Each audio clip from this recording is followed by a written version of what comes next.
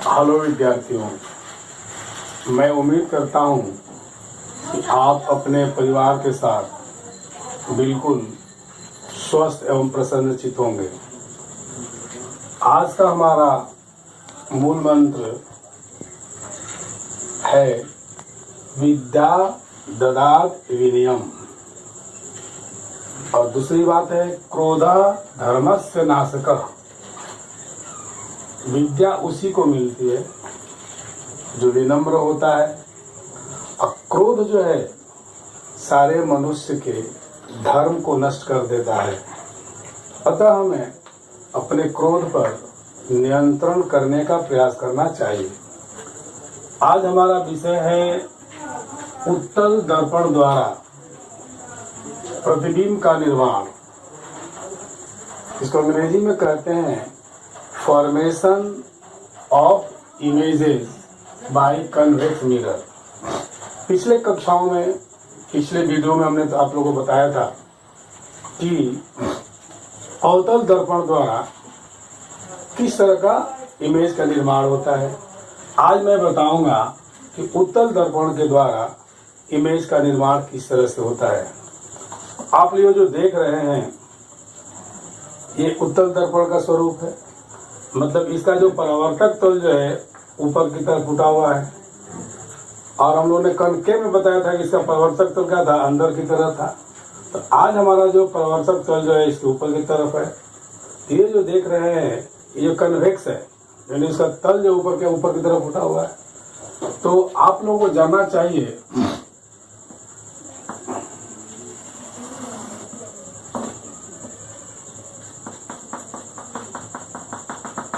ये जो आप जो देख रहे हैं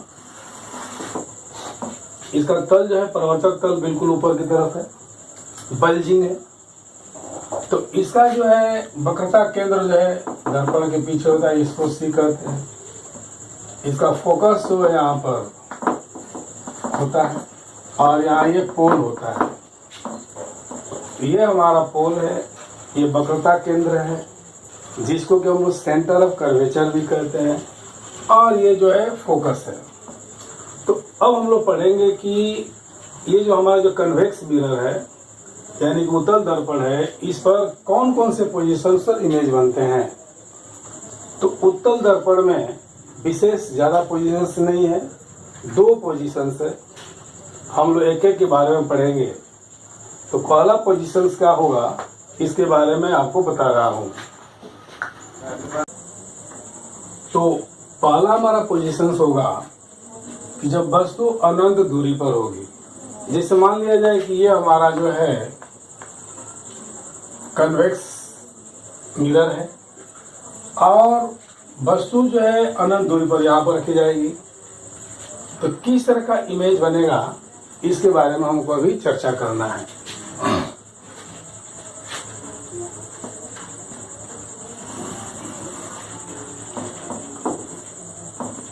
ये जो है इसका रफ सतह है, और ये जो ऊपर वाला जो परावर्तक तल है, तभी ना जाकर के जो है हमारा जो है उत्तल दर्पण हुआ है। ये हमारा आप सभी लोग जानते हैं कि इसको हम लोग क्या कहते हैं, प्रधान अक्ष कहते हैं। यहाँ पर हमारा ये पोल है, यहाँ हमारा जो है वक्रता केंद्र है, जिसको हम लोग सेंटर ऑफ कर्वेचर कहते हैं। यहाँ हमारा फोकस है। वस्तु अनंत दूरी पर रखी गई है। तो हमने अगली बार भी बताया था कि जब अनंत से जो भी किरणें चलकर आती है तो उसको मान लिया जाता है कि वो आते आते पैरेलल हो जाती है। तो पहली पैरेलल किरण यहाँ से चली, वस्तु से होकर के चली, मान लीजिएगा हमारी वस्तु इस पर टकराई, टकराने के बाद ये परिवर्तित हो गई, इस दिशा में परिवर्तित हो गई। फिर यहाँ से दूसरी किरण चल रही है समानांतर, इस पर ये टकराती है, परिवर्तित होकर के इधर फैल जाती है। अब ये किरणें जो है, इन किरणों को पीछे मिलाते हैं,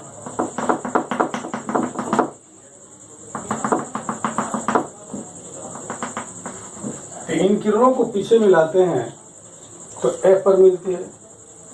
तो हमने बताया था कि जब किरणों को पीछे मिलाया जाता है तो जो प्रतिबिंब बनता है वो हमेशा जो वर्चुअल इमेज होता है, काल्पनिक होता है। यानी कि अनंत से जो भी किरण चलेगी इस दर्पण पर जब पड़ेगी तो उसका प्रतिबिंब जो है पीछे की तरफ, दर्पण के पीछे की तरफ फोकस बनेगी, और ये जो है सीधा बनेगी। सीधा बनेगी तो काल्पनिक होगी, और ये वस्तु से बहुत छोटी यानी फोकस बनेगी। जब हमारा जो है कहाँ से आएगी, जब अनंत से आएगी तो पहला हमारा प्रश्न जान लिया क्या चीज, कि जब कोई वस्तु उत्तल दर्पण के सामने अनंत दूरी पर रखी जाती है तो वहां से जो किरणें जो चलती है वो आते आते समानांतर हो जाती है, और जब इस पर टकराती है पहली किरण यहाँ से परिवर्तित हो जाती है, दूसरी किरण चली है वो इस पर टकराती है और वो भी किरण का परिवर्तित हो जाती है। ये किरणों को, परिवर्तित किरणों को जब हम लोग पीछे की तरफ मिलाते हैं तो फोकस पर मिलता है, F पर मिलता है। यहाँ पर प्रतिबिंब बहुत छोटा बनेगा, कहने का मतलब छोटा बनेगा, सीधा बनेगा, और चूंकि किरणों को पीछे मिलाने से प्रतिबिंब बना है इसलिए जो है हमेशा ये जो काल्पनिक प्रतिबिंब होगा। तो पहले के बारे में हम लोग पढ़ लिए, अब हम लोग चर्चा कर रहे हैं कि दूसरे प्रतिबिंब कैसे बनाया जाएगा। तो ये हम लोगों ने इमेज देख लिया, और एक बात और भी जानना पड़ेगा कि ये जो है इसका हमारा साइज क्या हुआ है। वस्तु से बहुत छोटा, वस्तु से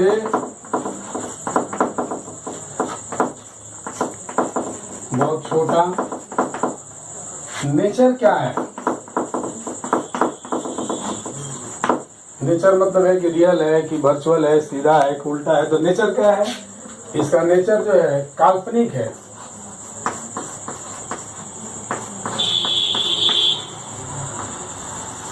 और जब काल्पनिक होगा तो हमेशा सीधा होगा, काल्पनिक एवं सीधा होगा। पोजीशन क्या होगा?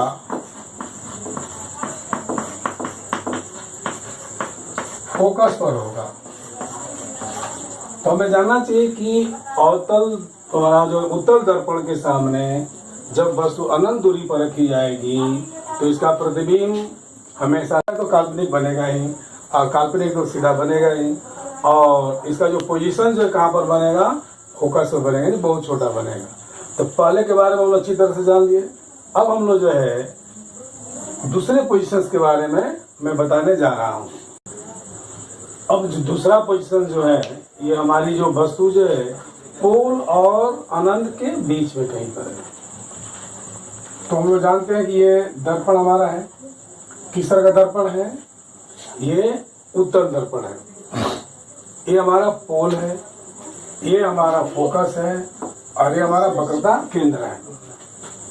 तो हमने बताया था कि पहली किरण समानांतर चली है, प्रधान अक्ष के समानांतर चली है, और जब दर्पण पर टकराई है तो वहां से परिवर्तित हो गई है। दूसरी जो किरण जो हमने पोल से लिया, हमने बताया था 4 कंडीशन होता है। 4 कंडीशन में से कोई भी 2 लेते हैं। हम लोग चाहे तो वक्रता केंद्र से भी ले सकते थे, सीधी जाएगी वो भी यही पर कटेगी। हम लोग पोल से ले रहे थे। जब पोल पर टकराएगी तो वहां से आपतन कोण के बराबर परावर्तन कोण बनाते हुए परिवर्तित हो जाएगी। तो ये किरणें तो पीछे की तरफ दूर भाग रही है, इसलिए इनको हम लोग पीछे की तरफ मिलाते हैं। इसको हम लोग पीछे की तरफ मिलाते हैं। पीछे मिलाने पर ये यहाँ पर मिल रही है। तो किरणों को पीछे मिलाने पर ये जो हमारा प्रतिबिंब जो बन रहा है A', B', किरणों के पीछे मिलाने से बना है। तो हम लोग जानते हैं किरणों को पीछे मिलाने से जो प्रतिबिंब बनता है वो सीधा होता है। ये AB है और ये A', B' है। और जब प्रतिबिंब जब सीधा बनता है तो स्वाभाविक है कि काल्पनिक बनता है, और ये वस्तु से छोटा बनता है, वस्तु से छोटा बनता है। तो हमने एक बात देखा है कि हमारा ये जो उत्तल जो दर्पण है, इसके द्वारा प्रतिबिंब जो भी बन रहा है हमेशा वस्तु से छोटा बन रहा है। हमेशा वस्तु से, दिमाग में रखना पड़ेगा कि उत्तल दर्पण के द्वारा जब कभी भी प्रतिबिंब जो बनेगा वो हमेशा वस्तु से छोटा होगा।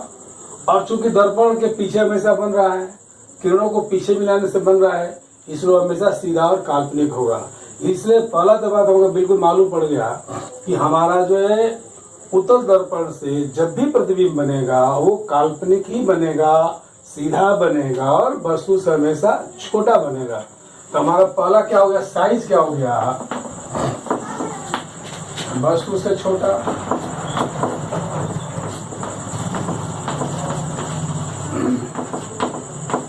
वस्तु से छोटा साइज है ये जो देख रहे हैं बस इमेज। नेचर क्या है इसका, प्रकृति क्या है, तो सीधा है।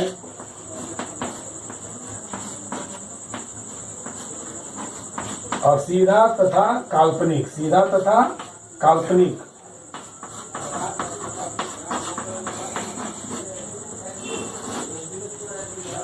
और पोजीशन क्या है,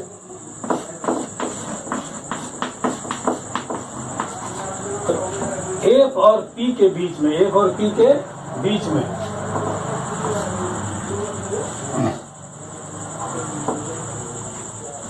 एफ और पी के बीच में।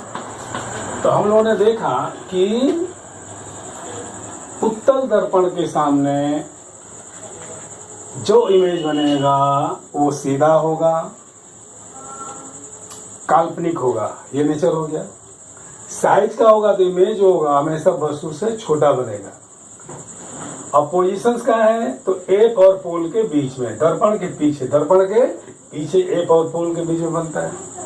तो एक बात मुझे समझाना है कि उत्तल दर्पण में भी और अवतल दर्पण में भी, दोनों दर्पण में इमेज बना था, लेकिन अवतल दर्पण में हमने देखा था जो इमेज बना था वो काल्पनिक भी बना था और वास्तविक भी बना था। वस्तु से बहुत छोटा भी बना था, वस्तु के बराबर बना था, वस्तु से बहुत बड़ा भी बना था। और जो काल्पनिक प्रतिबिंब जो बना था वो हमेशा वस्तु से बड़ा बना था, वस्तु से बड़ा बना था। किस अवस्था में, जब हम लोग कनकेव दर्पण पढ़े थे तो उसमें भी एक ही अवस्था में काल्पनिक प्रतिबिंब बना था। कब, जब वस्तु को पोल और फोकस के बीच में रखा गया था तब। लेकिन इस दर्पण में हम देख रहे हैं कि हमारा जो प्रतिबिंब जो है सिर्फ काल्पनिक बनता है। और दूसरी बात है कि वस्तु से बहुत छोटा बनता है, वस्तु से छोटा बनता है। दिमाग में रखना पड़ेगा कि उत्तल दर्पण में और अवतल दर्पण में जो काल्पनिक प्रतिबिंब बनेगा उसकी विशेषताएं क्या होगी। तो हमारा अवतल दर्पण में जब कभी भी काल्पनिक प्रतिबिंब बनेगा तो हमेशा वस्तु से बड़ा बनेगा, और उत्तल दर्पण में जो काल्पनिक प्रतिबिंब बनेगा वो हमेशा वस्तु से छोटा बनेगा। दिमाग में हमको हमेशा बार बनेगा, जब कभी भी बनना होगा तो मैंने कहने का मतलब है कि जब कभी भी हमारा जो उत्तल दर्पण होगा तो उसका इमेज हमेशा वस्तु से छोटा बनेगा। अब हम जो है उत्तल दर्पण और अवतल दर्पण के कुछ उपयोग है उसके बारे में अभी चर्चा करूंगा। अब हम अवतल दर्पण के उपयोग के बारे में पढ़ेंगे। आप लोग हॉस्पिटल में गए होंगे, मान लीजिए आपको नाक के अंदर में किसी स्पॉट को देखना है तो इसको तो आसानी से हम लोग नहीं देख सकते हैं। उसके लिए देखोगे डॉक्टर लोग अपने सर के ऊपर में एक दर्पण जैसा ऐसा लगा रहता है जिसको हम लोग डॉक्टर्स हेड मिरर कहते हैं, डॉक्टर्स हेड मिरर कहते हैं। तो डॉक्टर का जो दर्पण जो होता है माथे के ऊपर में वो कनकेव होता है। क्या होता है, कनकेव होता है। उसमें कौन सा गुण काम होता है, तो फोकस से पॉइंट, माने हर जगह किरणों को एक जगह पर केंद्रित करता है। वो कैसे, जरा देखा जाए। जैसे मान लिया जाए ये डॉक्टर्स का ये जो मिरर है कनकेव है। यहां पर कल्पना किया जाए कि एक बॉल जल रहा है,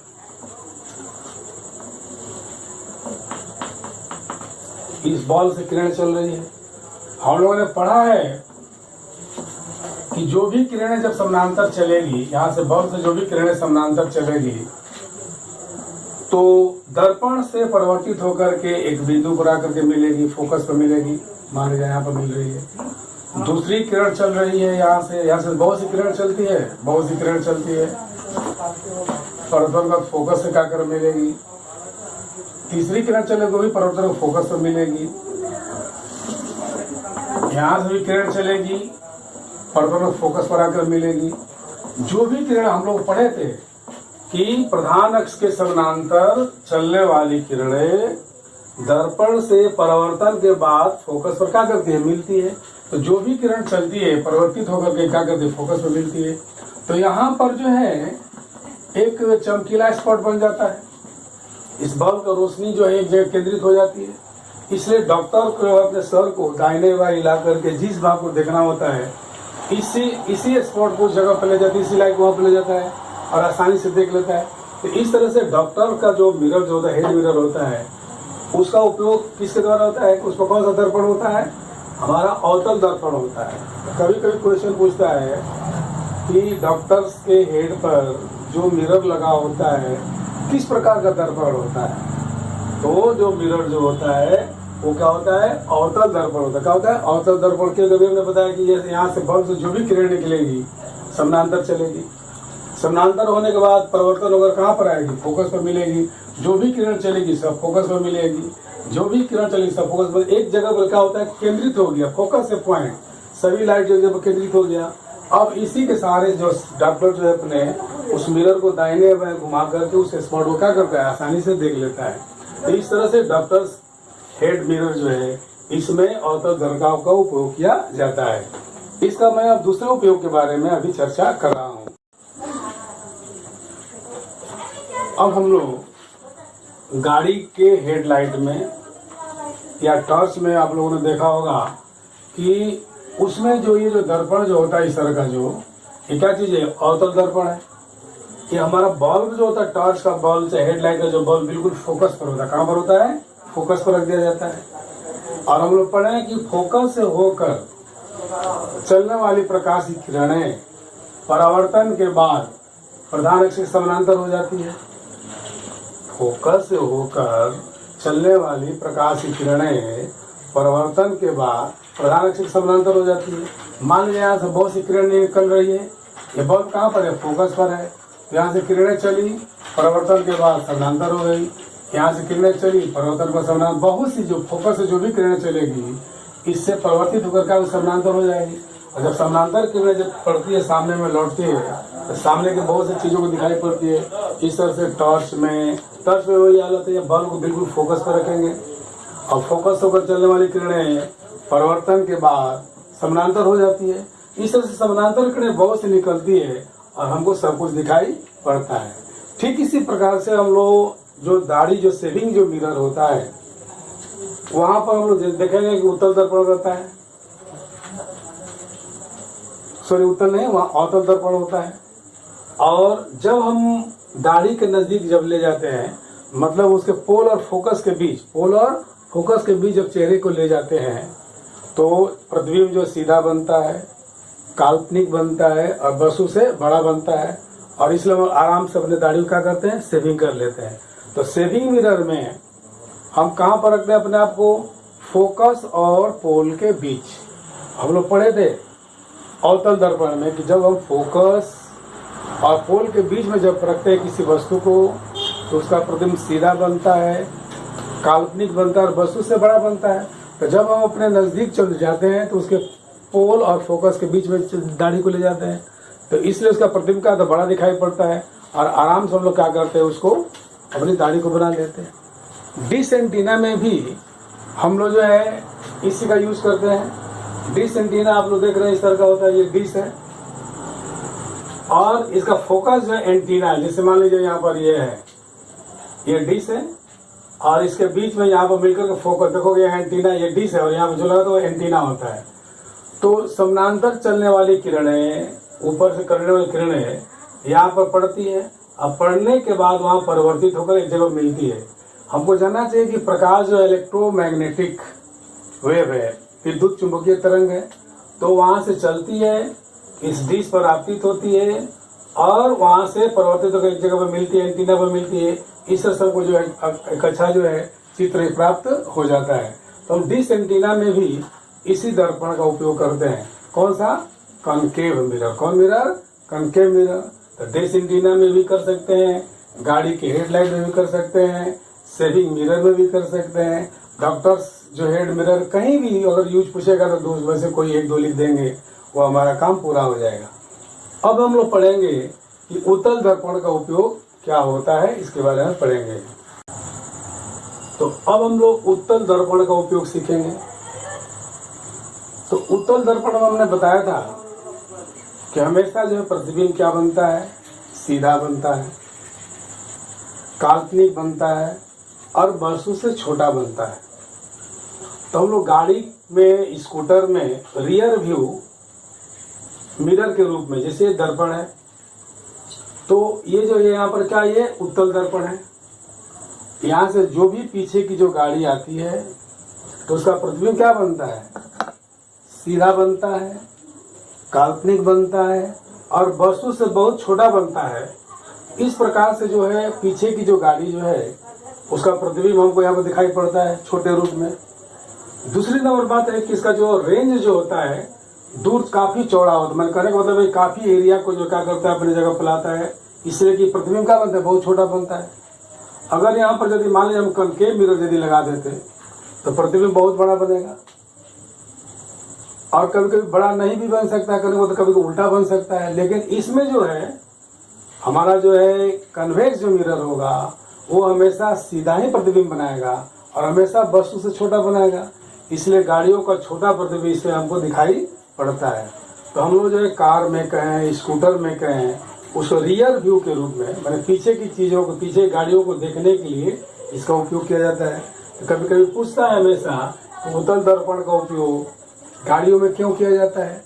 इसलिए किया जाता है कि इसमें जो प्रतिबिंब जो बनता है वो वस्तु से छोटा बनता है, सीधा बनता है, काल्पनिक बनता है और बहुत बड़े एरिया का प्रतिबिंब उसमें दिखाई पड़ता है। इसलिए पीछे वाले आने वाली गाड़ियों का प्रतिबिंब को स्पष्ट दिखाई पड़ता है, इसलिए इसका उपयोग किया जाता है। अगर कह दिया जाए कि ये जो है माने रियर व्यू मिरर के रूप में अगर हम कॉनकेव मिरर लगा दें तो क्या होगा? तो कॉनकेव मिरर में ये कोई जरूरी नहीं है, वो तो पोजीशन पर निर्भर करेगा। अगर गाड़ी बहुत दूर है तो अनंत पर चली जाएगी, उसका प्रतिबिंब उल्टा बनेगा। और नज़दीक भी लाएंगे तो इतना बड़ा बनेगा कि जो गाड़ी का छोटा प्रतिबिंब बहुत बड़ा दिखाई पड़ेगा, जिसे समझ पाना क्या होगा? मुश्किल होगा और पीछे का और भी चीज़ों को वो दिखाई नहीं पड़ेगा।